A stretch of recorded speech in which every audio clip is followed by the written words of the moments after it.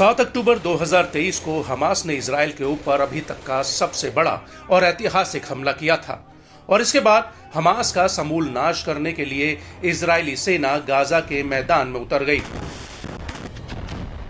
लेकिन जैसे जैसे दिन बीतते गए आईडीएफ के लिए ये जंग और भी ज्यादा लंबी खिंचती गई।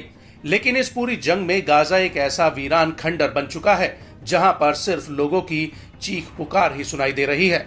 लेकिन इतना सब कुछ होने के बाद भी हमास ने इजराइल के सामने हथियार नहीं डाले, बल्कि अब उल्टा आईडीएफ को ये नहीं सूझ रहा कि वो हमास के हमलों से कैसे बचे।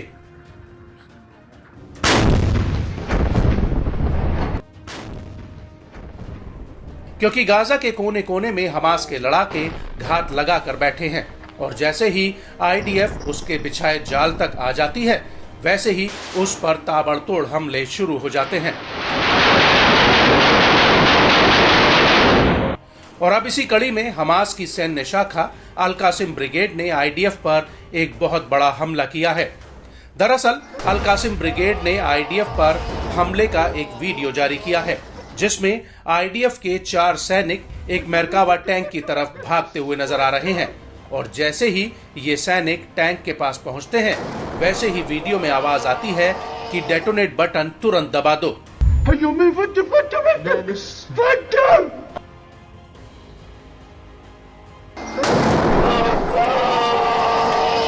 आपको बता दें कि अल कासिम का कहना है कि ये वीडियो अल सुजैया इलाके का है जहां पर अल कासिम ने बारूद बिछाया हुआ था और इसी जगह पर आईडीएफ का एक मेरकावा टैंक खड़ा होता है और अचानक से आईडीएफ के 4 जवान दूसरी तरफ से टैंक की ओर भागते हुए आते हैं और जैसे ही ये सैनिक टैंक के पास पहुंचते हैं वैसे मेरकावा टैंक में जोरदार ब्लास्ट होता है।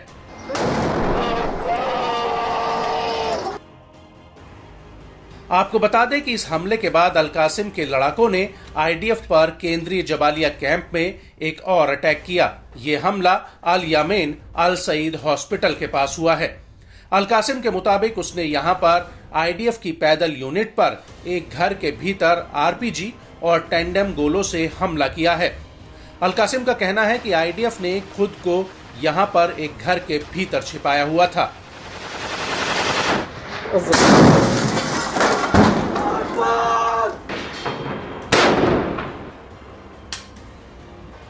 और अल कासिम के बाद अल कुद्स ब्रिगेड ने भी आईडीएफ के ऊपर एक बहुत बड़ा अटैक किया और इस हमले को लेकर अल कुद्स का कहना है कि उसने इस हमले को जबालिया कैंप के सिविल एडमिनिस्ट्रेशन के पास अंजाम दिया। अल कुद्स का यह भी दावा है कि उसके लड़ाकों ने यहां पर आईईडी विस्फोटक बिछाया था और जैसे ही आईडीएफ यहां पहुंची उसके लड़ाकों ने उस आईईडी को डेटोनेट कर दिया।